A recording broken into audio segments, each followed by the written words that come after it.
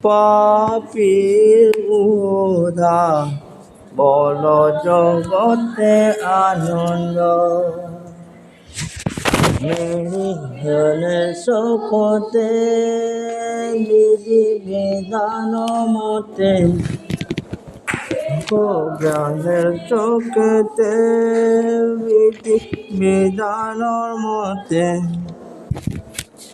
খ্রিস্ট যিশু জন্মিলে হে ধরাতে। খ্রিস্ট যিশু জন্মিলে হে ধরাতে। রে যাবে কৃপায় তার, পাপিত রে যাবে কৃপায় তার, বল জগতে আনন্দ। আর চেষ্টা করো। স্বর্গদূতেরা সগায় অতি মধুর ভাষায়, শান্তি প্রীতি মানবেতে হয়ে ধরায়। শান্তি প্রীতি মানবেতে হয়ে ধরায়। বাদ পরস্পরে কৃপায় তার, বাদ পরস্পরে কৃপায় তার, বল জগতে আনন্দ। ঠিক আছে, এখানে থাকবো আমরা। আপনাদের বিশ্বাস করি প্রার্থনার আগে ঈশ্বর যে স্বয়ং সৃষ্টিকর্তা, তার কাছে প্রার্থনা করি। ওই ম্যাম পুনমকি দমকতা মাপুদা ওই হাইজগনি ওই পুনে পুনম পুরম জবক মাসি মামাংসিদা মাপুগি ওয়াহি ওই পাগনি আদুগা পাখলতাম। আমরা এই শাস্ত্রতে পড়িয়া বিশেষ করি আপনাদের জন্য প্রার্থনা করি। সকলকে নমস্কার। আমরা এই অংশতে পড়ি, যিশায়ও একটি শাস্ত্রের অংশ, এটা পড়ে আমরা ধ্যান করব।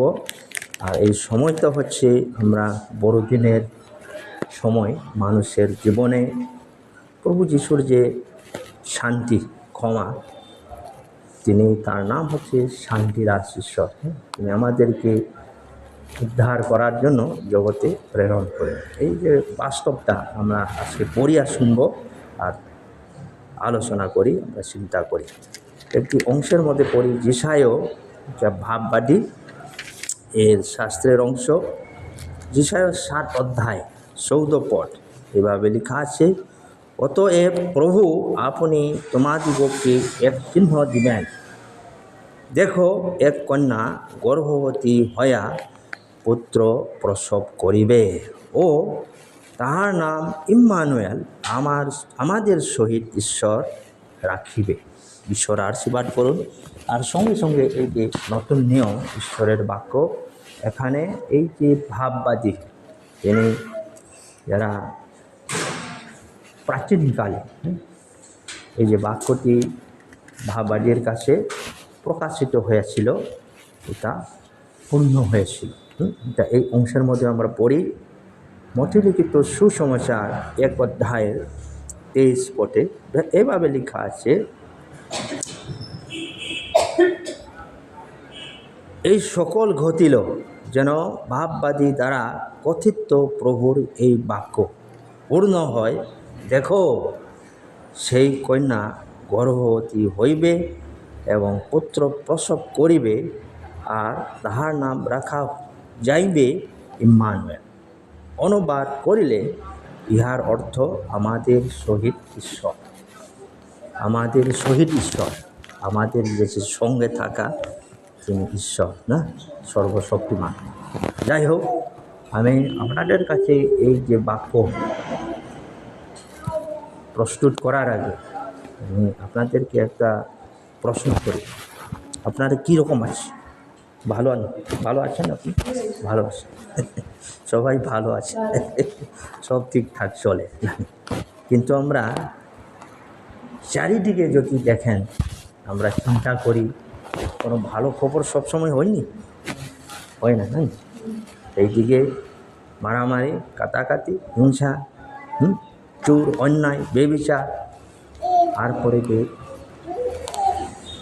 জগতে যে কি বলবো যে আকস্মিক ঘটনাও ঘটে না, যেমন দুর্ঘটনা, যেমন খুব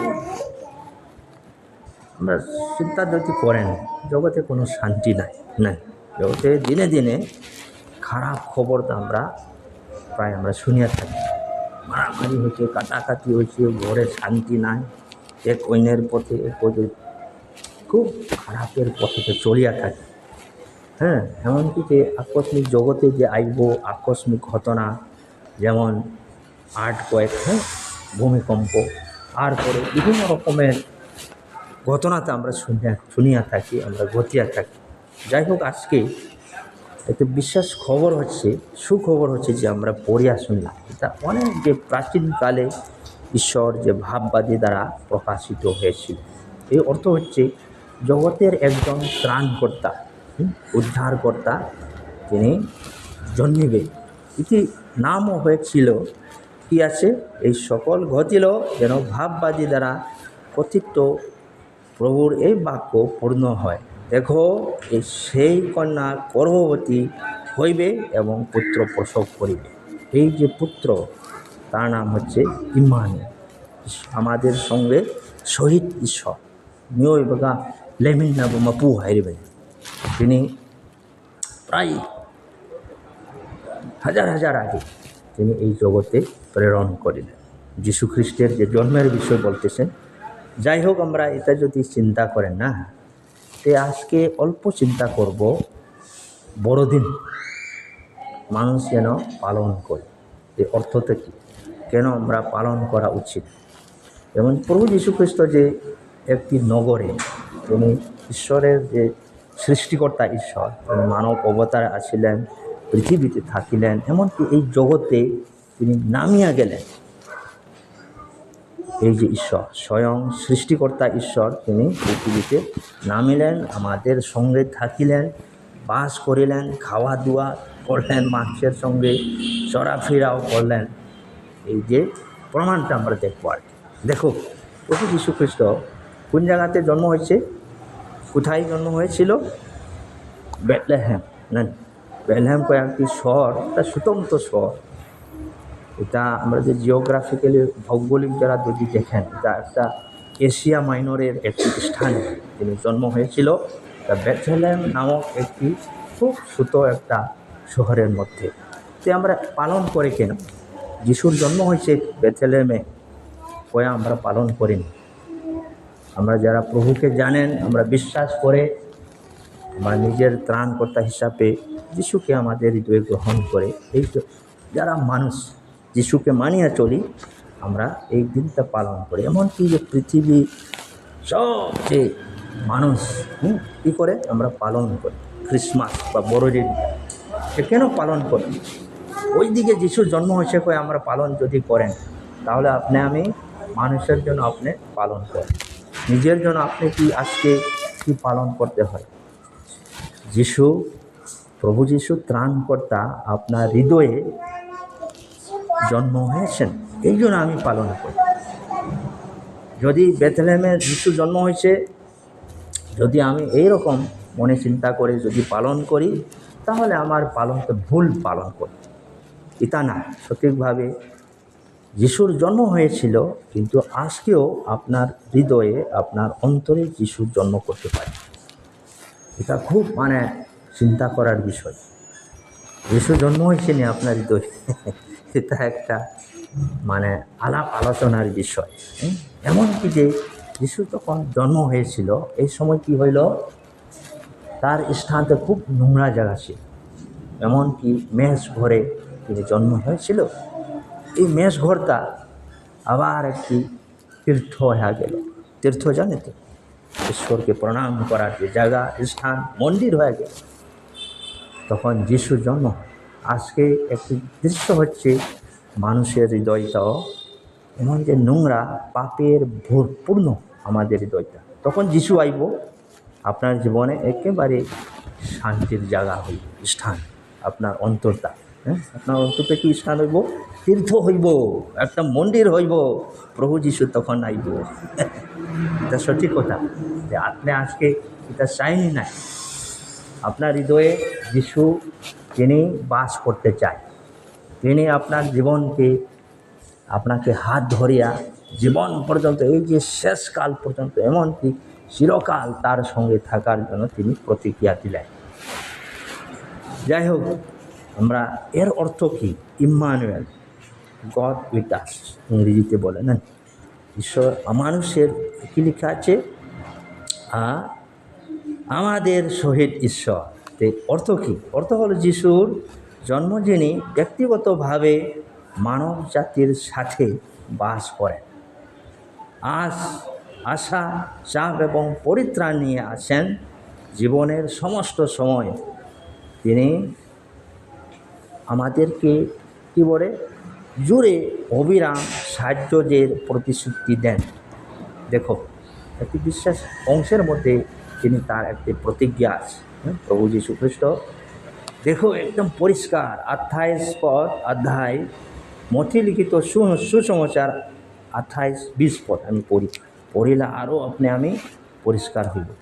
8-28, হ্যাঁ, দেখো একটা বিশ্বাস প্রতিজ্ঞা লেখা আছে, আর দেখো আমি যুগান্ত পর্যন্ত প্রতিদিন তোমাদের সঙ্গে সঙ্গে আসি। যিশু আমাদেরকে একটা বিশ্বাস প্রতিজ্ঞা দিলেন, আমি তোমাদের সঙ্গে যুগান্ত পর্যন্ত প্রতিদিন তোমাদের সঙ্গে সঙ্গে আসি। একটা বিশ্বাস প্রতিজ্ঞা। আর পর একটি স্থানে লেখা আছে, ইব্রিয় কয়েকটি প্রভুর যে অংশ, হিব্রিউ চ্যাপ্টার 13:5, ইব্রিয় 13 অধ্যায় 5 পদ লেখা আছে। দেখুন, আপনার পড়িয়া আরও পরিষ্কার হইব। দেখো কি লেখা আছে, তোমাদের আচার ব্যবহার ধরা শক্তিবিহীন হোক, তোমাদের যাহা আসে তাহাতে সন্তুষ্ট থাকো, কারণ তিনি বলিয়াছেন, আমি কোনো ক্রমে তোমাকে ছাড়িব না ও কোনো ক্রমে তোমাকে ত্যাগ করিব না। বিশ্বাস প্রতিকে আমি ছাড়িব না। মানুষ বেশি চিন্তা কি আছে? জাগতিক সমস্ত কিছুতে আমাদের বই বিবেকে কি কোথায় পাইব না। যিশু কি পত্রিকা দিচ্ছেন, এই যে জগতের ধনশক্তিবিহীন হোক বলতেছেন তোমাদের আচার ব্যবহারে। আর পর কি লেখা আছে, তোমাদের যাহা আছে তাহাতে সন্তুষ্ট থাকো। এই সন্তুষ্টতা নাই, লড়াই আছে পৃথিবীতে, কাটাকাটি, হিংসাহিংসি, এক দেশে এক পরিবারে মারামারি। কেন এটা? ওই সন্তুষ্ট নাই। তাহলে প্রভু যীশু তিনি একটা প্রতিজ্ঞা দিলেন, কারণ তিনি বলে আসেন, আমি কোনো ক্রমে তোমাকে ছাড়িব না ও কোনো ক্রমে তোমাকে ত্যাগ করিব না। এই সত্যতা যদি জানেন, আপনি এখন শান্তি সম্পত্তিতে এমন মন থাকতো না। এটা সব ছাড়িয়ে দেয়, কিছু নাই। এটা আপনি চিন্তা করতে পারেন। দেখো, আর বেটা তার প্রতিজ্ঞা। যিশুর জন্ম হলো প্রাচীন ভাববাদীর পরিপূর্ণত্ব, যে ঈশ্বর মানব জাতির সাথে কি তিনি ঘনিষ্ঠভাবে তিনি স্পষ্ট থাকার পরিকল্পনা করেছেন। দেখো কত আমাদের যে বিশ্বাস প্রতিজ্ঞা আর অবিচল উপস্থিতি। এই নামটি দেখো, যিশুর নাম, এই ইঙ্গিত কি হয়? সে বিশ্বাসীরা আমরা তারা যিশুকে জানেন, আমাদের কাছে ঈশ্বর তিনি বলে কখনো একা থাকে না। প্রভুকে যদি আপনি বিশ্বাস করে, কোনোদিন আপনার একা থাকে না, একা থাকে না, এলন হয় না, প্রভুর সঙ্গে চিরকাল থাকে। এটা একদম প্রতিজ্ঞা। একা থাকে না, ঈশ্বর তাদের সাথে, তাদের মধ্যে, তাদের মাধ্যমে বাস করে। কত পরিষ্কার, এখানে থাকবো ঈশ্বর, তার পবিত্র আত্মা ঈশ্বর নাই, মন্দিরে নাই, গির্জাতে নাই, এখানে থাকবো। ঈশ্বর আজকের জন্য হইতে চাই আপনার কাছে, না যে আশা এবং শক্তি, এই সত্য একাঙ্কিত উদ্যোগ্য পরীক্ষা এবং অপ্রতিরোধ বাক্য, মোকাবেলায় আমরা সান্ত্বনা, শান্তি এবং শান্তি প্রদান করি। চ্যালেঞ্জেস অনেকটা আছে মোকাবেলা পৃথিবীতে, জগতে, লড়ালড়ি, হিংসাহিংসি, কাটাকাটি, জীবনের বিষয় নিয়ে। যিশু হলেন ইম্মানুয়েল, প্রভু যিশুর নাম। যিশু এই নামটি মৃত্যু করেছেন, যা ঈশ্বরের উপস্থিতি এত দ্রুত স্পষ্টভাবে প্রদর্শন করেন। আর একটা বাক্য পড়ি আমি। যিশু বলতেন, যখন 14 অধ্যায় 9 পথে বলতেছিলেন যে আমাকে দেখিয়াছি সে পিতাকে দেখিয়াছি। যিশু বলতেছেন তার প্রতিক্রিয়া। কেউ যিশুকে মানতে চায়নি, মানতে লাগে। আজকে যিশু আপনি যদি দেখেন, ওই স্বর্গের ঈশ্বরকে পিতাকে দেখেন। এই জন্য যিশুর প্রতিক্রিয়া কী আছে? যে আমাকে দেখেন, যে আমাকে বিশ্বাস করেছে, পিতাকে দেখেন। একই ঈশ্বর। ঈশ্বর খুঁজিয়ে পায় না, সে আপনাকে খুঁজিয়ে থাকে। আজকে যিশু খুঁজে, সকলকে খুঁজে। কেমন খুঁজে জানেন? সে ডাকে। আপনার নাম কী হবে? আপনার নাম কি? হ্যাঁ, আমিরুন। আমিরুন আপনাকে ডাকে, আমাকে ডাকে, সব আমরা সকলকে ডাকে। আইসো, আমাকে আইসো, আমার রব শোনো। ঈশ্বরের রব, আমি যা কিছু বললেন ঈশ্বর তার বাক্য থেকে, আপনি যদি আজকে তার রব যদি শুনেন, মন ফেরাইতে হয়, পাপ স্বীকার করতে হয়। মানুষ তখন পাপ স্বীকার করি ঈশ্বরের রব শুনতে পায়। মানুষ তখন মন কঠিন হয়ে থাকি, মন পরিবর্তন হইতে চায় না, অনুতাপ হইতে চায় না, সে নিজের পাপে মরে। আজকে সুখবর হচ্ছে যীশু খ্রিস্টের জন্মদিবস কোথায় থেকে হইব না, বেথলেমে হইব না, তোমার অন্তরে হইতে লাগবো। আজকে আপনার অন্তরে এটা আজকে যদি আপনি অন্তর খুলিয়া দেন, হে প্রভু তুমি আমার অন্তরে আসো, আমি তোমাকে গ্রহণ করি, তুমি আমার নিজের ত্রাণকর্তা। প্রভু যিশু আসো। বড়দিন হইব আজকে আপনার, ওই 25 ডিসেম্বর না, আজকে প্রত্যেক দিন বড়দিন হয়ে থাকবে। ঠিক আছে, ঈশ্বর আশীর্বাদ করুন, আপনারা চিন্তা করুন, সময় নষ্ট করবেন না। আপনার জন্য আজকে বড়দিন যিশু দিতে চাই। যাই হোক, আপনাদের অসুস্থ ভালো হয়ে যায়, সুস্থ হয়ে যায়, আমাদের প্রার্থনা মাত্র নয়, কালকেও আইতে পারে, আবার আইব। এখানে মানুষ, আমরা পাপি না, অসুস্থ থাকবো। অসুস্থ থাকা কেউ আসেনি, মানুষ সব অসুস্থ, আমার আছে, সবাই আছে। আপনার পাপের ক্ষমার শান্তিটা যিশু তিনি দিবেন। তিনি, তার অন্য নাম হচ্ছে ইম্মানুয়েল, সঙ্গে সঙ্গে তিনি আমাদের শান্তির আশ্রয়, উদ্ধারকর্তা। যাই হোক, আশীর্বাদ করুন, সময় নাই, আবার দেখা হইব। আপনারা যদি পড়তে পারি, অনেকটা বই আছে, অনেক কিছু চর্চা করতে পারি প্রভুর বিষয় নিয়ে। আর আপনাদের জন্য আমরা বিশেষ করে প্রার্থনা করে শেষ করি। সবাই চোখ বন্ধ। পিতা ঈশ্বর, হে প্রভু, তোমার পবিত্র বাক্যের জন্য ধন্যবাদ করি। হে প্রভু, তুমি আমাদের ত্রাণকর্তা, উদ্ধারকর্তা ঈশ্বর। তুমি স্বর্গ হইতে এই পৃথিবীতে মানব অবতার আসছিলেন। এই যে সময়টি হচ্ছে বড়দিনের, মানুষের অন্তরে তুমি কাজ করো, যেন আমরা অন্তর জাগে, নিজের অনুতাপ হয়ে, পাপ থেকে অনুতাপ হয়ে যিশু তোমাকে যেন আমাদের হৃদয় গ্রহণ করতে পারি, যেন তুমি জন্ম হয়, এই সত্যতা সকলের জীবনে বুঝতে পারি। তবু তুমি আশীর্বাদ করো। বিশেষ করে আজকের যে দিন, আমাদের হাসপাতাল সেবাকা, ডাক্তার, নার্স, কর্মীবিন্দু, ঔষধ মেশিন, এমনকি যতজন ভাই বোন যারা আছে, তাদের প্রতি তোমার দয়া অনুগ্রহ প্রদান করো, ভালো সুস্থ হয়ে যায় আমাদের বিশেষ প্রার্থনা। সঙ্গে সঙ্গে মহান শান্তি, ক্ষমা যিশুকে যেন তারা বুঝতে পারি, আর সেবা করো। এই যে প্রার্থনা, প্রশংসা, ধন্যবাদ প্রভু যীশু খ্রিস্টের পবিত্র নামে এই প্রার্থনা চাই। আমেন।